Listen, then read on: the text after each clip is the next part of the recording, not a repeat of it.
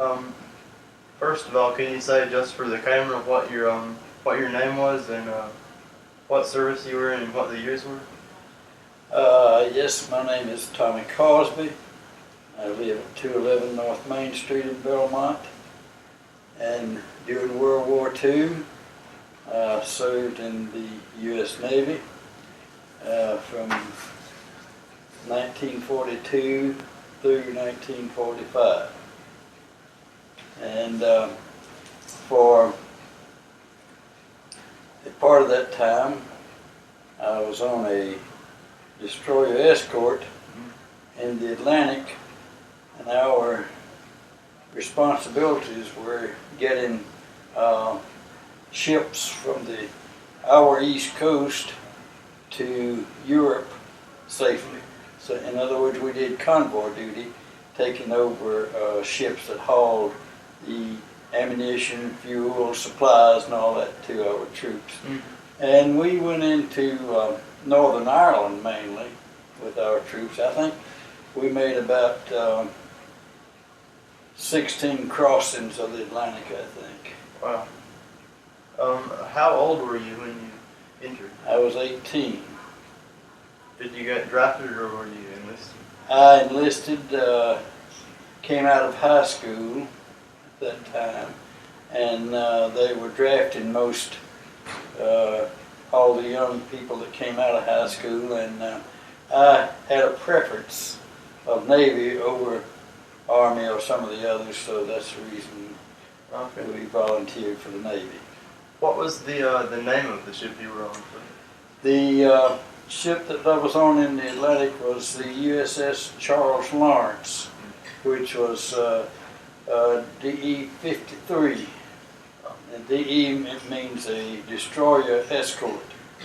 We were built like a destroyer, and we'd take 30, 40, 50 ships in one convoy, one crossing. And at that particular time, of course, the Germans had a lot of submarines in the Atlantic Ocean, and they were really sinking a lot of ships. And our job was to try to see that they did not sink any of ours. So. What rank did you hold on the ship, and what were some of the duties that you performed? Well, I was in the Navy language, second class petty officer. I was a gunner's mate, and it was my responsibility to see that certain guns were kept in firing position at all times. Okay. This is more of a silly question, but how was the food on the ship? I always liked the Navy food. I gained weight on the Navy food. We were fortunate in that we had good food. Being on the ship, we had all the freezers to keep frozen foods, the cook stoves and all that to prepare the food and everything. So we ate well. What was the attitude of most of the other people on the ship? Was the morale pretty high during the entire war? The morale on our ship was very good, and everyone tried to help each other, What excuse me. I'm gonna take the camera out. Okay. Just to make sure it's recording.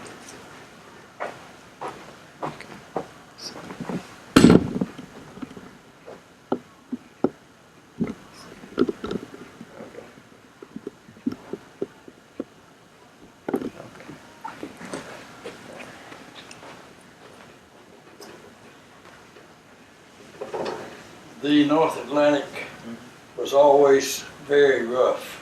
The seas were rough. So that was a hindrance to us in chasing submarines and so on. But especially in the wintertime, the seas were rough. And one time we hit such a bad storm that we lost our convoy. The ships just went every way. because they were not able to navigate. And it took us about 3 days to round them up, Find everybody. get them back into the convoy again. Were the other ships you were working with, they were mainly just U.S. ships, or were you working with other allies? They were all U.S. ships. Where were you when you learned that the war was over? Well, we had finished a lot of our work in the Atlantic, and we had gone around to the Pacific then, and we took supplies into some of the American islands there for the military and all. So I was in the Pacific, near Manila, Philippines, when the war was over. In fact, I think that when the war was over, we were between Manila and Tokyo. We had taken part of the airborne end that was used in signing the treaty in Yokohama. So we were on the sea now. Did you ever get to meet any of the higher-ranking generals in the forces? Well, we ran into high Navy officials all the time, not the high people from Washington, I guess you would say. But we had our own division leaders and all that, admirals that were responsible for different divisions and all of the Navy and those things. The convoy that we had 7 escort vessels like I was on, and we fanned out in front of the convoy, kind of in a triangle, if you would. And the ship that I happened to be on was the flagship of our division, which meant that we carried the division commander for that. So we were always out here in a point, and the other escorts were back this way behind us. How many of these divisions were there in the North Atlantic? Oh, I don't know. There were many. Lots. Many of them. So, Well, while you were in the service was it 3 years or 4 years? a little more than 3 years, between 3 and 4 years. Were you on the same ship the whole time? I mean, did you get leaves or? Yeah, yes, we got leaves, and the ship that I was on we were brought back into New York. When New York was our home port, we would leave out of New York going across and come back into New York when we came back. And the ship I was on then was converted to a different type ship. It was converted to what was known as an APD, and it's APD 37. So we carried some troops and tanks and things like that. And that's the reason we were sent around to the Pacific, to carry that kind of equipment into the beaches and so on. So I was on APD 37. The DE-53 was the USS Charles Lawrence. All the ships in our division were named after men. And we put this ship in commission in Hingham, Massachusetts in 1940, early 43. So, how many ships were in your division, did you say? in our squad that we were in, there was 7, I believe it was. Okay.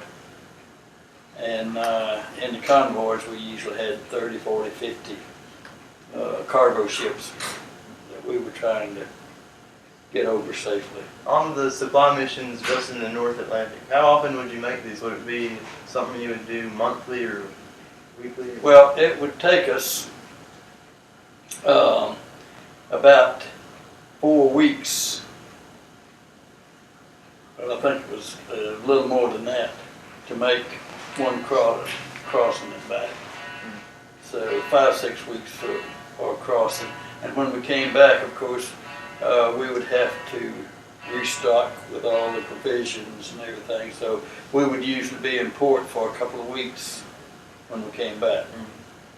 Well, what happened from the time when you enlisted to when you actually went on your first voyage? Did you have to go through basic training? Or? Went into the Navy in August of '42 and was sent to the Great Lakes Naval Training School, which is above Chicago. And it was at that time was a tremendous training school, big, I don't remember how many people were there, but we went through what they call basic training. And so after basic training, which was about 6 weeks, I was sent to Northwestern University and stayed there for a few months for further training. And then they were building this ship that we were assigned to in Hingham, Mass. So we were sent from there to Massachusetts, and so we went to sea from Massachusetts with this new ship, new crew, everything. So that's where we started our voyages from. When the war was over, did most of the people you served with, did they end up leaving the service at that time, or did they stick around in the Navy? A lot of the fellows there, when time came, they could get out, and they took the discharge and went. At the end of the war, it was, they had a point system. And if you had so many points, and they were based on different things, length of service and all that. If you had so many points, then you were eligible to come home. So when the war was over, I had enough points to come home, and we did. Did they rotate the people who served on each ship, or were you mainly with the same people the whole time? Well, mainly with the same ship's company. At times, some would get transferred off and others would come on, but mainly you kept the same crew, basically. When you weren't being a gunner's mate on the ship, what kind of things did you do in your free time? Well, we didn't have a lot of free time because we were standing watches 24 hours a day. And I don't mean that I was standing watch 24 hours. We had 4 on and 8 off and 4 on again. So that, as I say, was 24 hours a day. And so we did whatever we could find to do during the off time, and had to do our laundry and all that kind of thing, So there wasn't a lot of free time aboard ship. You had duties that you needed. Did you get a chance to correspond with people back home very often? Well, yes, we had ships had what they call a fleet post office box, and ours was in New York, and so whenever we would come into port, they would bring us our mail, and when we arrived overseas, wherever we were going, they'd have our mail there. Because of course they always knew where we were going to be at a certain time if we made it. So yeah, we got mail and were able to send mail. When you went on leave, did you get to go into some of the European countries, or mainly limited just to the States? Leave time was mainly just in the States. We would spend maybe several days in port when we were over there. But it wasn't, we did not have leave to go any distance away. We might get a day off or something like that, but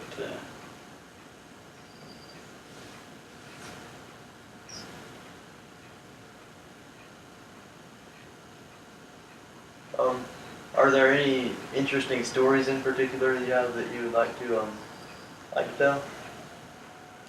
well, I have one that might be a little interest. Okay.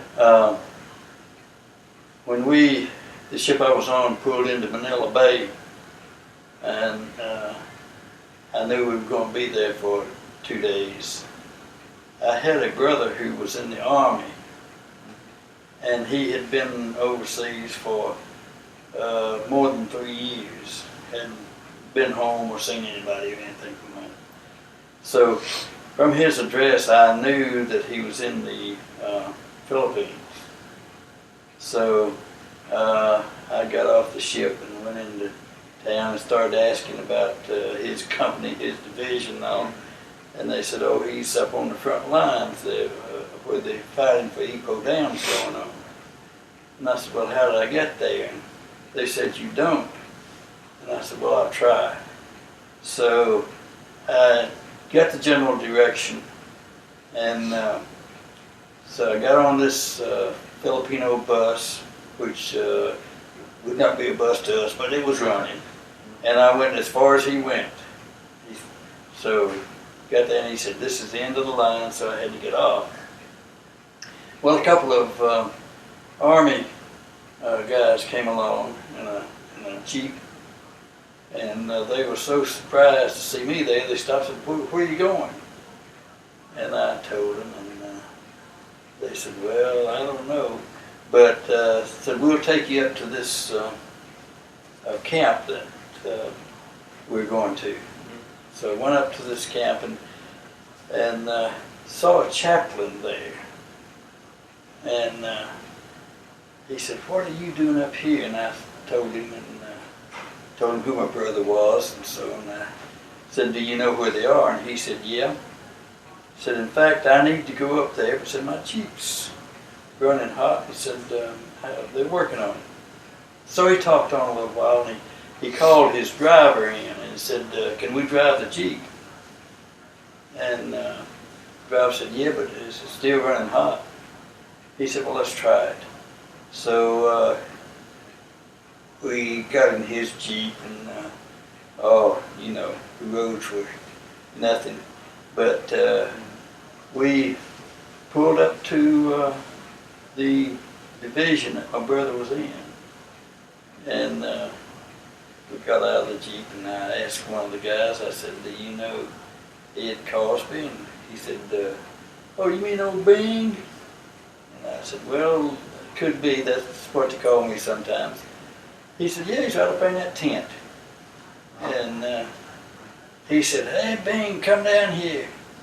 And I heard my brother say, I'm not coming down there. I just came off of the lines, and I'm going to rest a while. He said, oh, come on down here. So he grudgingly came out of the tent, and we had a reunion there. And the chaplain said, when are you going back to Manila? And I said, well, I'm supposed to go back tonight. And he said, well, don't worry about getting back. He said, I'll send my Jeep all the way back to Manila and take you. So my brother got a 2-day pass, and we went back to Manila. That was very unusual. So was your brother in that area for most of the time?